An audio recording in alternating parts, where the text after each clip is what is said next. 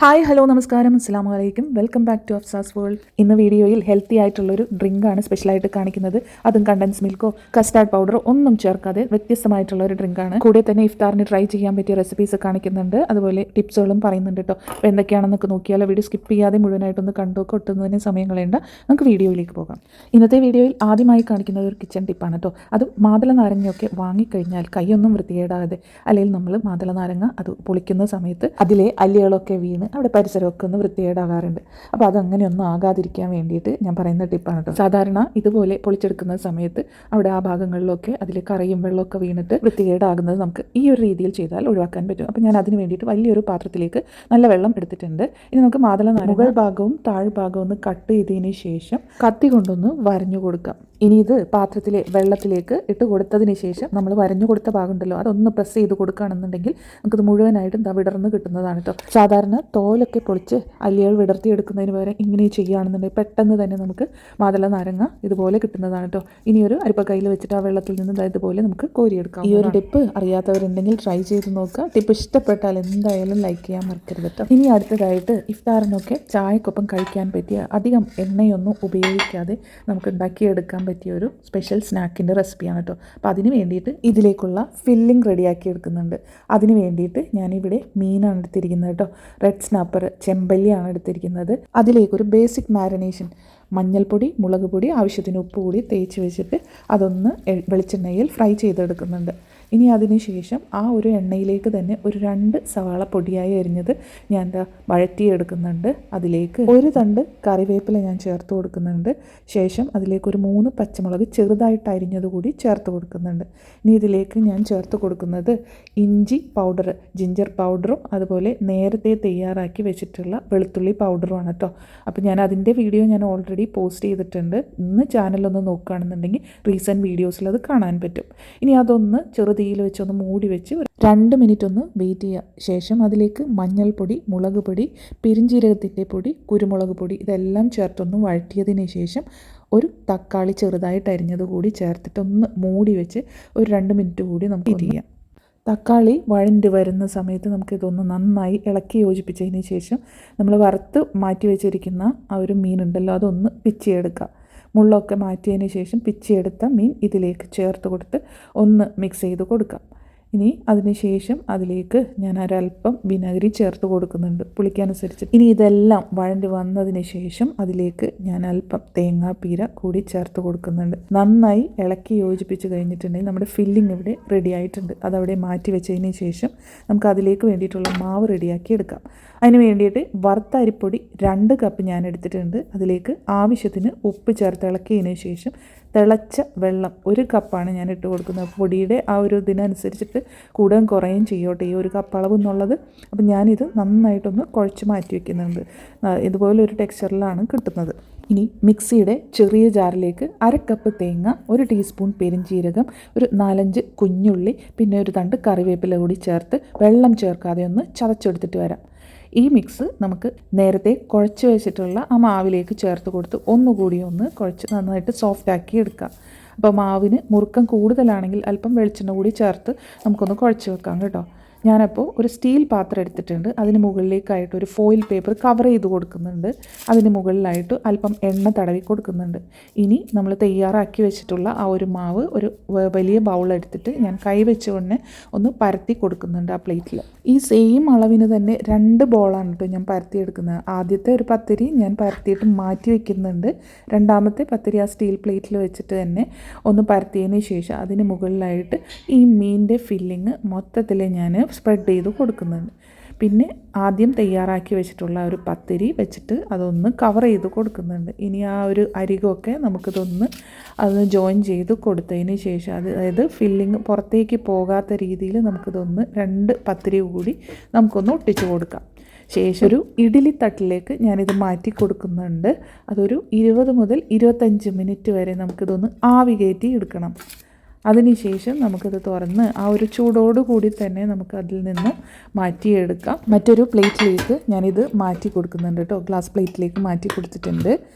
ഇനി നമുക്കിത് കട്ട് ചെയ്തിട്ട് നമുക്ക് സെർവ് ചെയ്യാവുന്നതാണ്. അപ്പോൾ ഇഫ്താറിന് നോമ്പിൻ്റെ സമയത്തൊക്കെ നമുക്ക് ഹെൽത്തി ആയിട്ട് എണ്ണയിലൊന്നും പൊരിച്ചെടുക്കാത്ത കടികളൊക്കെ നിർബന്ധമായിട്ടുള്ളവർക്ക് ഇതുപോലൊന്ന് ട്രൈ ചെയ്ത് നോക്കാം. ഇതിൽ കൊടുത്തിട്ടുള്ള മീനിൻ്റെ ഫില്ലിംഗ് ആണെങ്കിൽ അസാധ്യ ടേസ്റ്റാണ് കേട്ടോ.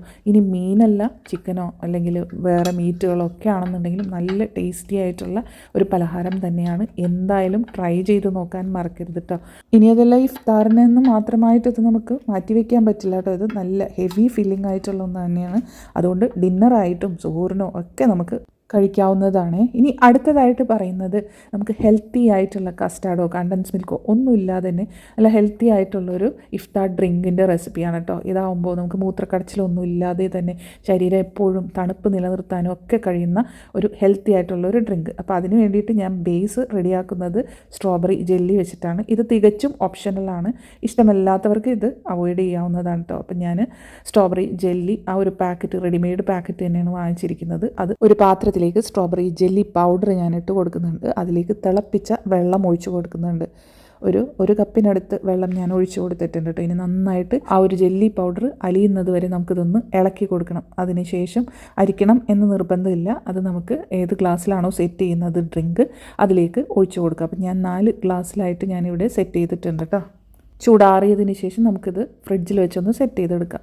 ഇനി ഞാനൊരു ബൗളിലേക്ക് എടുക്കുന്നത് 2 ടേബിൾ സ്പൂൺ കൂവപ്പൊടിയാണ്, ആരോ റൂട്ടിൻ്റെ പൗഡർ.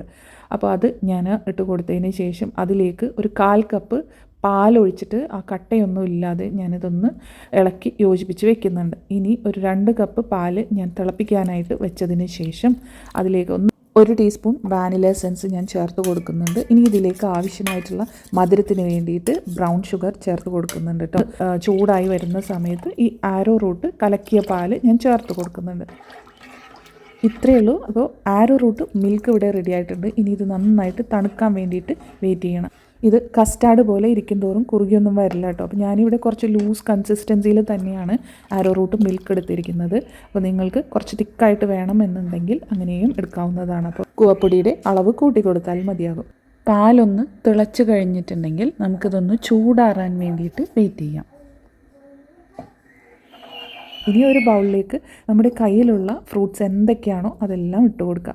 മധുരമുള്ള ഫ്രൂട്ട്സ് എടുക്കാനായിട്ട് ശ്രദ്ധിക്കുക. അപ്പോൾ ഞാനിത് ഫ്രൂട്ട്സ് എല്ലാം ഇട്ട് കൊടുത്തതിന് ശേഷം ഡേറ്റ്സ് ഞാൻ ചെറുതായിട്ട് കട്ട് ചെയ്തതും ആൽമണ്ട്സും കാഷ്യൂനട്ട്സും ചെറുതായിട്ട് കട്ട് ചെയ്തതും കൂടി ചേർത്ത് കൊടുക്കുന്നുണ്ട്. ഇത് മസ്റ്റായിട്ട് ചേർത്ത് കൊടുക്കാനായിട്ട് ശ്രദ്ധിക്കുക. ഇനി ആ തണുത്ത പാല് കൂടി ചേർക്കുക. ആരോ റൂട്ട് കൂവപ്പൊടിയുടെ ആ ഒരു പാല് കൂടി ചേർത്ത് നന്നായിട്ട് ഇളക്കി യോജിപ്പിച്ചാൽ നമ്മുടെ ഇവിടെ ആരോ റൂട്ട് ഡ്രിങ്ക് ഇവിടെ റെഡി ആയിട്ടുണ്ട്. അതിന് മുകളിലേക്ക് ഞാൻ കുതിർത്തി വെച്ചിട്ടുള്ള കസകസ് കൂടി ചേർത്ത് കൊടുക്കുന്നുണ്ട് കേട്ടോ. ഇനി ഇത് ഫ്രിഡ്ജിലൊന്ന് വെച്ച് തണുപ്പിച്ചെടുക്കാം. പിന്നെ ഐസ് ക്യൂബ്സ് വേണമെന്നുണ്ടെങ്കിൽ അതുകൂടി ചേർത്ത് കൊടുത്ത് നമ്മുടെ ആരോ റൂട്ട് മിൽക്ക് ഇവിടെ റെഡിയായി. നോമ്പ് സമയത്ത് ഇതുപോലുള്ള ഹെൽത്തി ആയിട്ടുള്ള ഡ്രിങ്കുകളൊക്കെ കുടിക്കുന്നത് ശരീരം എപ്പോഴും തണുപ്പായി നിർത്താനായിട്ട് സഹായിക്കുന്നതാണ്. അപ്പോൾ എന്തായാലും ഇതൊന്ന് ട്രൈ ചെയ്ത് നോക്കുക. കൂവപ്പൊടിയൊക്കെ എല്ലാവരുടെയും വീട്ടിലുണ്ടാകുന്ന ഒന്ന് തന്നെയാണ്.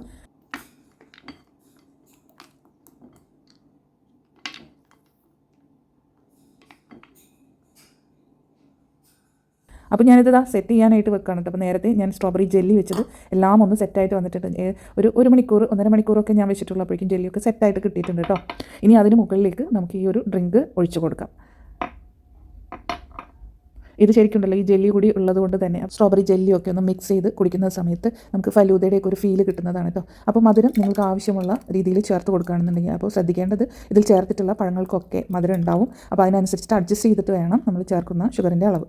ഇനി അതിന് മുകളിലേക്കായിട്ട് അല്പം നട്ട്സ് ഗ്രേറ്റ് ചെയ്തതും അതുപോലെ മാതള നാരങ്ങയും പഴത്തിൻ്റെ അലികളും ആപ്പിളും ഒക്കെ ഞാൻ ചേർത്ത് കൊടുക്കുന്നുണ്ട്. കസേഴ്സ് കുതിർത്തതും ഞാൻ ഇട്ട് കൊടുക്കുന്നുണ്ട്. അപ്പോൾ 4 ഗ്ലാസ്സിലും ഞാൻ ഇതുപോലെ സെറ്റ് ചെയ്ത് കൊടുക്കുന്നുണ്ട് കേട്ടോ. അപ്പോൾ ഇത്രയേ ഉള്ളൂ. കുറച്ച് ഫ്രൂട്ട്സും 2 സ്പൂൺ കൂവപ്പൊടി ഉണ്ടെന്നുണ്ടെങ്കിൽ നല്ല ഹെൽത്തി ആയിട്ടുള്ളൊരു ഡ്രിങ്ക് നമുക്ക് വീട്ടിലുണ്ടാക്കിയെടുക്കാം. അതും ഇഫ്താറിന് പ്രത്യേകിച്ച് ഈ ഒരു മാസത്തൊക്കെ ഇത് കുടിക്കുകയാണെന്നുണ്ടെങ്കിൽ ആരോഗ്യത്തിന് നന്നായിരിക്കും. ഇനി ഇതിലേക്ക് ഫ്ലേവറിന് ആവശ്യമായിട്ട് ഇപ്പോൾ ചിലർക്ക് ഇത് പ്ലെയിനായിട്ട് കുടിക്കുന്നത് ഇഷ്ടമല്ലാത്തവരുണ്ടാകാം. അപ്പോൾ ഇതിലേക്ക് ഫ്ലേവറിന് ആവശ്യമായിട്ടുള്ള റോസ് സിറപ്പോ ഇല്ലെങ്കിൽ പിസ്ത എസൻസോ എല്ലാം ചേർത്ത് കൊടുക്കാവുന്നതാണ്. ഏത് ഫ്ലേവറാണോ താല്പര്യമുള്ളത് അതിനനുസരിച്ചിട്ട് അത് നമുക്ക് ചേർത്ത് കൊടുത്തിട്ടുണ്ടെങ്കിൽ ഒന്നുകൂടി ടേസ്റ്റ് ഉണ്ടാവും കേട്ടോ. അപ്പോൾ ഞാനിവിടെ പ്ലെയിനായിട്ട് തന്നെ എടുത്തിരിക്കുന്നത്. ഓൾറെഡി ഞാനിവിടെ സ്ട്രോബെറി ജെല്ലി സെറ്റ് ചെയ്തിട്ടുള്ളതുകൊണ്ട് അതുകൂടിയൊക്കെ ഒന്ന് മിക്സ് ചെയ്ത് കുടിക്കുന്ന സമയത്ത് ആ ഒരു പ്ലെയിൻ ടേസ്റ്റൊക്കെ മാറിക്കിട്ടുന്നതാണ് കേട്ടോ. ഇന്നത്തെ എൻ്റെ വീഡിയോ നിങ്ങൾക്ക് എല്ലാവർക്കും ഇഷ്ടപ്പെട്ടു എന്ന് വിചാരിക്കുന്നു. വീഡിയോയിൽ കാണിച്ചിട്ടുള്ള ടിപ്സ് ആവട്ടെ റെസിപ്പീസ് ആവട്ടെ എല്ലാവർക്കും യൂസ്ഫുൾ ആയി എന്ന് വിചാരിക്കുന്നു. വീഡിയോ ഇഷ്ടപ്പെട്ടാൽ ലൈക്ക് ചെയ്യാനും അതുപോലെ ഇത് യൂസ്ഫുൾ ആകുന്നവർക്ക് വേണ്ടിയിട്ട് ഷെയർ ചെയ്ത് കൊടുക്കാനും മറക്കല്ലേ കേട്ടോ. ചാനൽ സബ്സ്ക്രൈബ് ചെയ്യാതെ ആരെങ്കിലും വീഡിയോ കാണുന്നുണ്ടെങ്കിൽ ഒന്ന് സബ്സ്ക്രൈബ് ചെയ്ത് കൂടി ഒന്ന് സപ്പോർട്ട് ചെയ്യാൻ മറക്കല്ലേ കേട്ടോ. തൊട്ടടുത്തുള്ള ബെല്ലൈക്കൺ ഓൾ എന്നുള്ളത് എനേബിൾ ചെയ്താൽ ഞാൻ ഇനി ഇടുന്ന പുതിയ വീഡിയോസൊക്കെ നിങ്ങൾക്ക് അപ്പോൾ തന്നെ നോട്ടിഫിക്കേഷൻസ് ആയിട്ട് കിട്ടുന്നതായിരിക്കും. അപ്പോൾ ഇൻഷാ അല്ലാ മറ്റൊരു വീഡിയോ ആയിട്ട് വരുന്നത് വരേക്കും എല്ലാ കൂട്ടുകാർക്കും താങ്ക് യു ഫോർ വാച്ചിങ്.